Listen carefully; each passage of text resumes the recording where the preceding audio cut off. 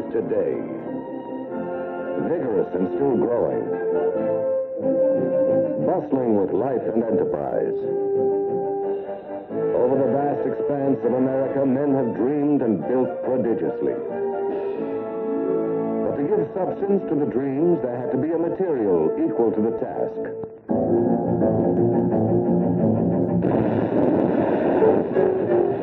That material was and is steel. Today, out of every 2,000 pounds of all metal used in America, over 1,800 pounds are iron and steel. But why steel above all other metals? What is it? Where does it come from? How is it made? The answers are to be found in many places. But first we must consider iron, for steel is iron. So let us go back 1 billion years or so and begin that part of the fascinating story.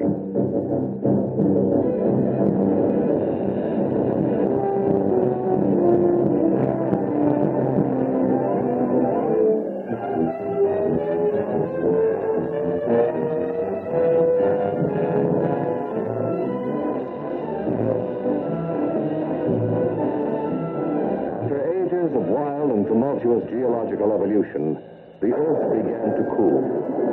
In the primeval basins, the oceans appeared. And for centuries, the rains continued to fall upon the smoking, blasted surface. As the waters flooded over the Earth, they loosened and dissolved the soil, and much of it was carried along by streams and rivers, eventually finding its way into the lakes and oceans.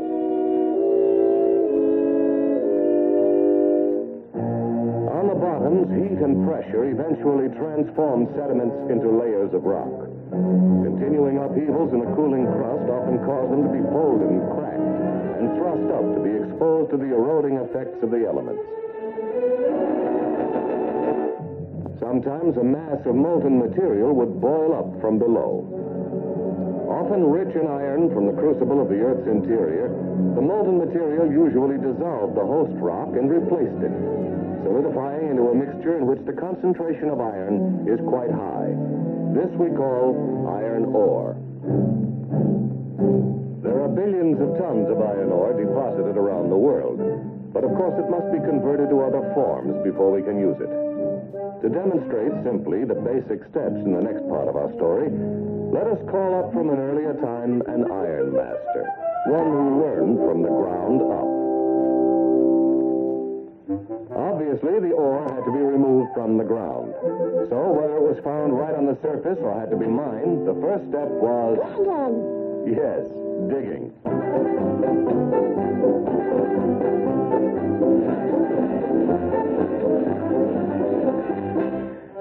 The ore was often found in more or less inconvenient places. So the next thing to be done was... Hauling? That's right, hauling. The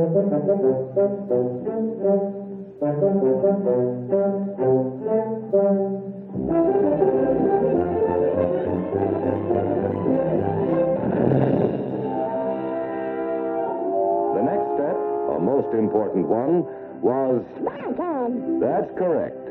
Smelting, getting the iron out of the ore. For this, a large furnace, often made of stone, was necessary. There had to be a huge bellows to blast air through and make the fire hotter.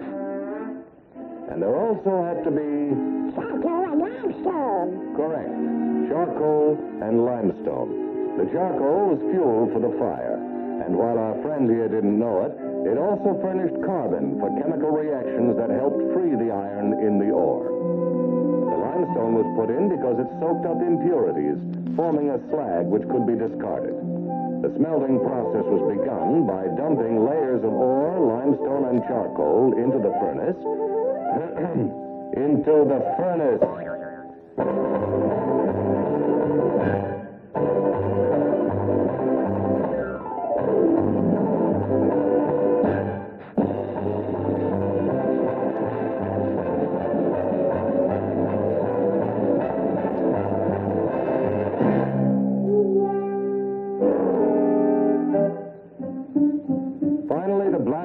Was ready to be tapped, and the iron which was now melted, ran out the bottom into a trench. Since this rather resembled a family of little pigs, the iron came to be called pig iron. Now the iron had to be turned into something useful, and casting the molten metal was one of the ways this was done. When it cooled, this cast iron was very hard, and many useful items could be made from it. However, it was not practical for some things because it was quite brittle. In another method of converting it into useful form, bars of the iron could be reheated and refined in forges and beaten into various objects. Called wrought iron, this kind was strong and tough and could be made into other useful items.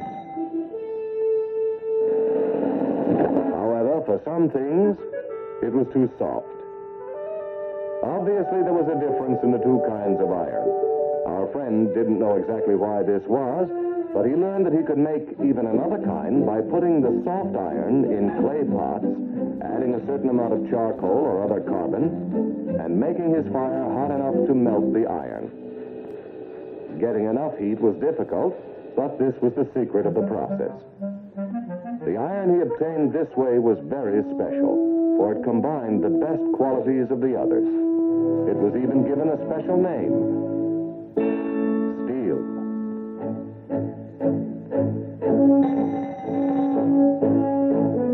It could be shaped by hand. It was supple and flexible and would not shatter. Yet it was hard and tough and would stand up under difficult conditions. But because it could be made only in small quantities, steel was rare and precious, worth its weight in gold. Even as late as the founding of the colonies in America, steel was very scarce.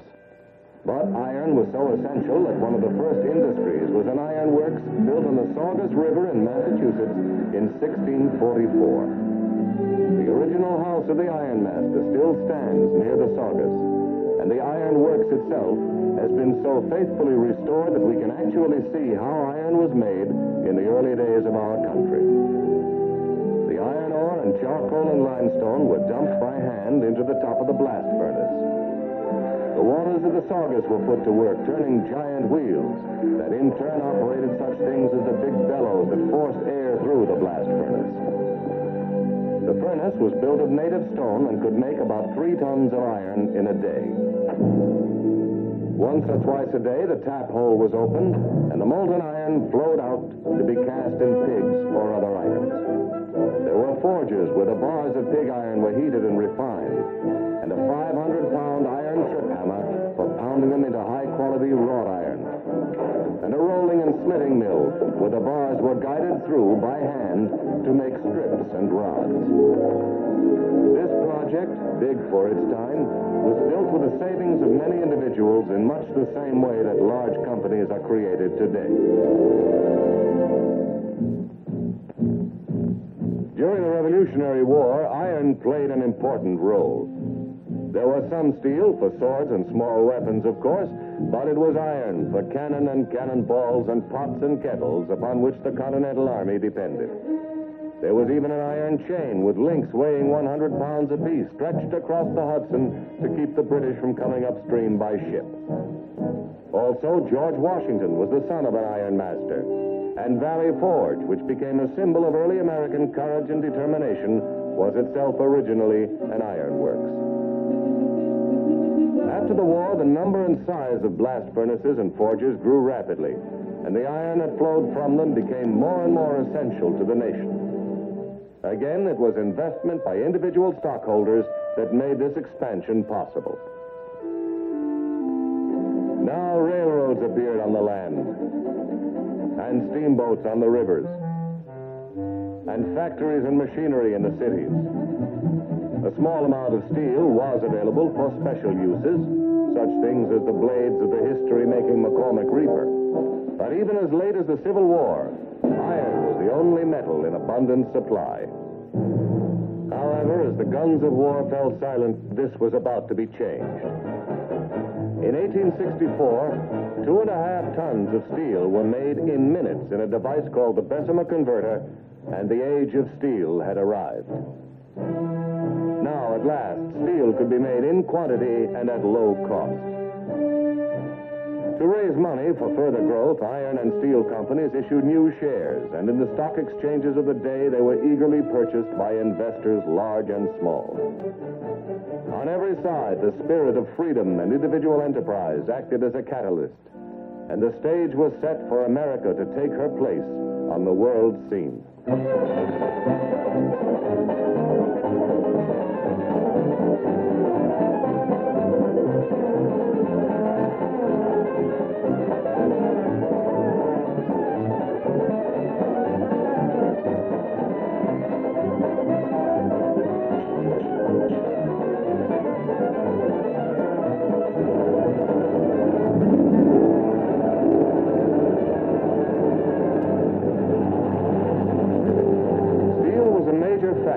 Unparalleled growth and development of America. Steel because of its strength and versatility and low cost. But ask now, what of steel making today? First of all, iron and steel are produced by 275 companies in America, and the industry they comprise has increased almost tenfold in half a century. More than 500,000 people have jobs in steel, and ownership of the companies is shared by several times that number. The men who manage these enterprises must make decisions that often involve hundreds of millions of dollars. Well, there is nothing small about making steel. Throughout the industry, marvels of engineering have become almost commonplace, and there are complex, scientifically precise methods needed to meet modern demands. But despite new technology, the basic steps are still the same. For example, we must still wrest the raw materials from the earth. Remember, our old friend had to do this too, but he had to find ore that he could dig and haul away 100 pounds or so at a time. Today, it's tons at a time. And while much of it is still used just as it comes from the mines, low-grade ores, once thought worthless, are often used. One of these, called taconite, is harder than glass.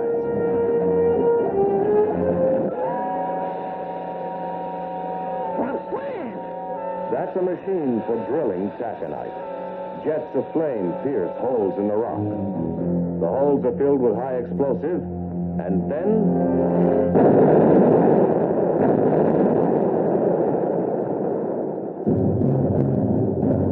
giant-sized shovels scoop up the rock and it's hauled away by the train load. The cars are dumped two at a time by specially designed equipment. In huge plants, the rock is pulverized and washed, and richer iron ore is separated out magnetically. Now, the iron-rich powder is fed into large drums to be made into pellets. Moving belts next take the pellets to a furnace where they are hardened by baking. Finally, the pellets are loaded on ships and transport them to the places where steel is made. The ships are of a special kind, the newest designed to carry over 20,000 tons of ore.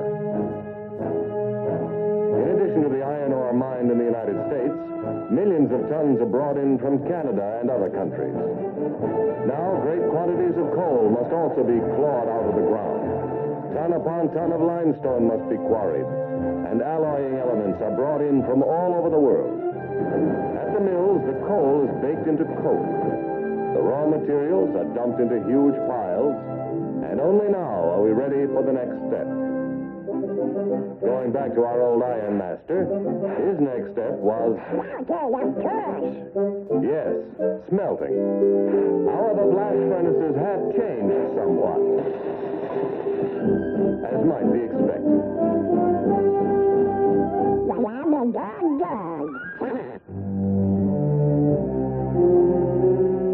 Giants such as this, amazingly engineered, can turn out 3,000 tons of pig iron a day. The raw materials are still hauled up and dumped in the top, but now it's done by the carload. And today's iron makers have sensitive instruments to tell them what's happening inside.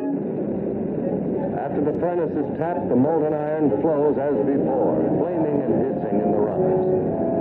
The scenes are weird and spectacular, blazing with heat and fiery glare. The work may look dangerous and even frightening, but because of training and proper safeguards, the records show that this is one of the safest of all industries. In fact, steel workers are safer on the job than they are at home.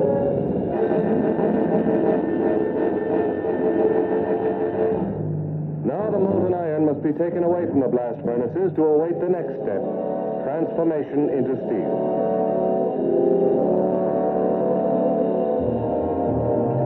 In one of the ways this is done, enormous machines charge tons of scrap steel into long banks of open hearth furnaces. Now molten iron is added in exact proportions, and men watch intently as batches of steel boil at almost 3,000 degrees. It takes rugged men to make steel, but today's steelmaker must have knowledge and education too, for steel must be made with care and precision to meet today's demand for quality. In another method of making steel, furnaces that depend upon electricity are used. Enormous electrodes flashing in blinding arcs generate heat with thousands of volts of electricity. Most stainless and tool steels are made in this type of furnace. Here's still another way of making steel, called simply the basic oxygen process. And here we see one of the newest of the new looks in steel.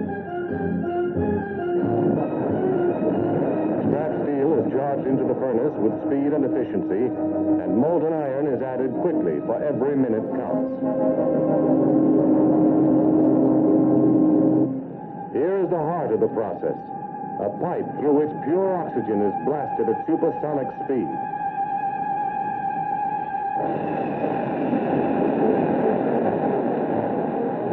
Combining with the materials in the furnace, the oxygen generates its own heat to purify the iron into steel. The furnace is equipped with modern electronic controls to make up the recipes for the hundreds of kinds of steel that we use in our homes, for transportation and construction, and in industry. New equipment such as this is costly, but it is absolutely essential to progress.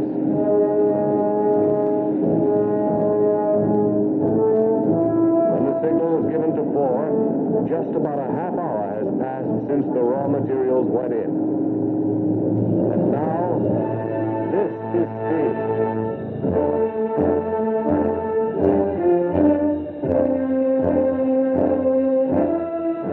In the midst of this enormousness and scientific control, some things are still best done by hand.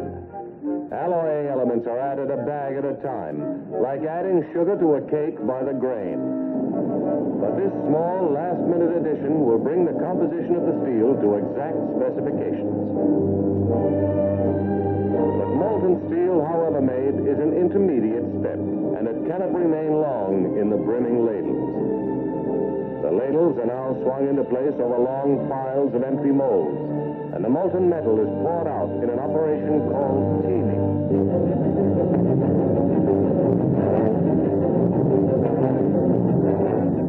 Later, the molds are stripped off, and at last there are ingots of steel in solid form. Now let us return for a moment to our old friend. He made steel in a different way, but the end result was still an ingot of steel. Of course, a plain lump of steel is of no use, so as may be remembered, he had to hammer it into shape. Ingots today are usually 15 or 20 tons, but they have to be shaped too. However, again, the methods are rather different.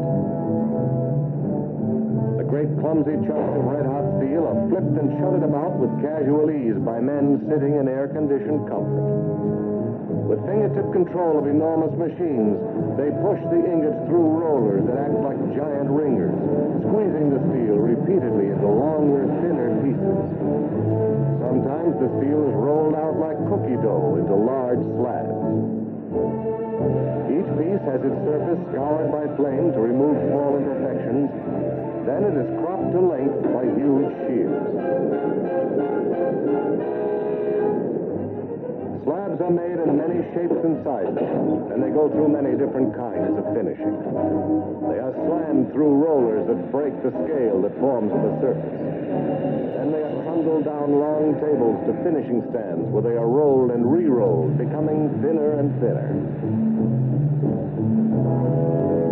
They may be taken off as plates of steel to be made into railroad cars or storage tanks or the like. Or at other times, the steel is rolled into a very long, thin sheet. Men keep watch as automatic devices control the whole operation. For as the strip becomes longer and thinner, it must go faster. It hurtles out of the last mill at 30 miles per hour and plunges into a cooling spray, and finally is rolled up automatically into a huge coil. When cold, such steel is sometimes put on other mills and rolled again, giving it a smoother and harder finish for auto bodies and appliances of many kinds. And some of the steel is given even further treatment. It is coated with molten zinc to make it into corrosion-resistant galvanized steel.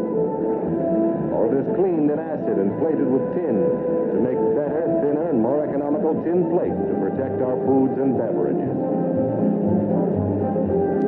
Some steel is rolled into pipe that carries oil and natural gas thousands of miles across the country. For special purposes, such as the drilling of oil wells, solid bars of steel are made into seamless pipe. In other operations, steel is rolled into the structural pieces we see in bridges and buildings. Some steel is formed into bars, or it is rolled into rods and stacked in glowing coils. Later it may be drawn out into thousands of feet of wire for fences, nails, springs, and bridge cables.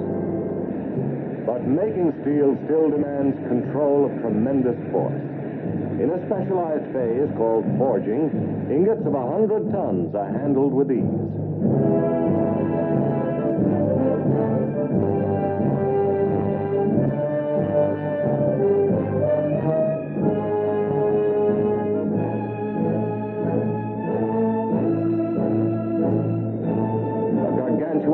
Literally squeezes the ingot into shape with as much as 15 million pounds of pressure.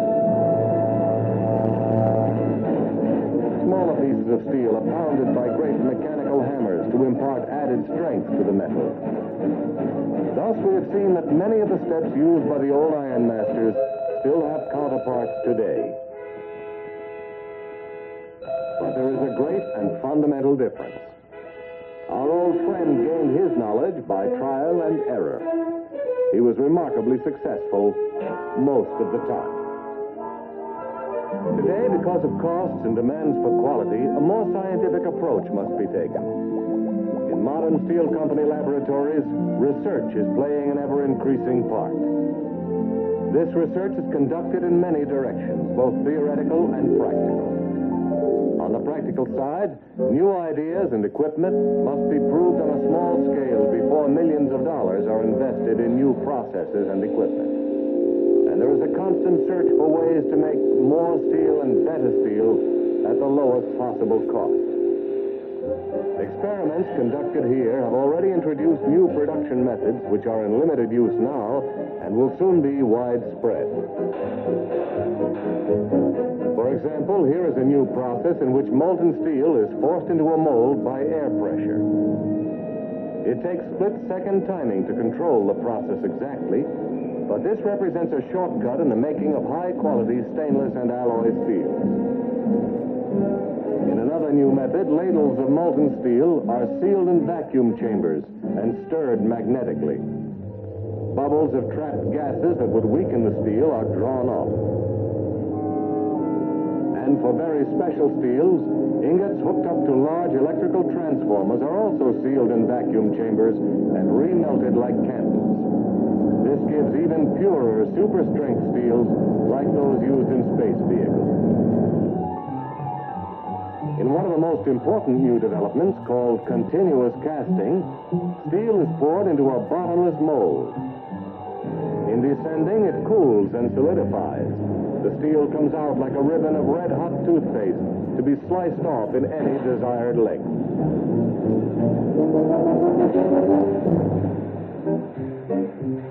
Other experiments have not yet left the laboratory. Here, powdered iron is poured into a hopper and pressed into strips. It is then heated and rolled, producing a sort of instant steel. In another experiment, a sample of steel is suspended in a magnetic field within a vacuum chamber. It can then be melted without contamination. This is all a part of the drive for progress in steel today. But the future lies in another, more fundamental kind of research, that which probes into the nature of iron and steel. With microscopes that use streams of electrons instead of light, magnification of 200,000 times reveals the intricate structure of steel. Also, steel must be studied at 400 degrees below zero for its use in outer space. And it must be tested at 1,000 degrees above for jet engines. Even with our present knowledge of the iron atom, we have learned to use only about half of its potential strength. But with research, a whole new era is coming, one with new kinds of steel and new uses.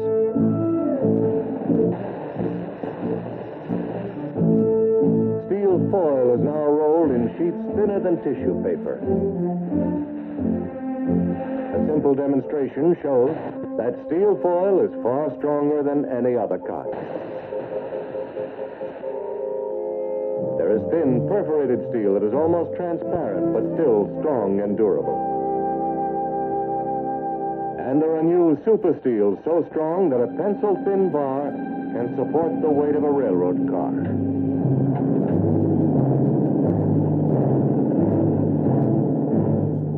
New steels are making possible revolutionary types of buildings, such as this one, in which each wall rests upon only 2 points. This is only a small part of what is to come, for America itself is entering a new era. No one can say with certainty what changes the next 100 years will bring, but the vast preparations that will enable Americans to venture into outer space are symbolic of them all. As before, steel is playing an essential role. It forms the framework of giant structures. It is in the heart of every rocket. But whatever the changes and whatever the challenges, steel remains the material equal to the task.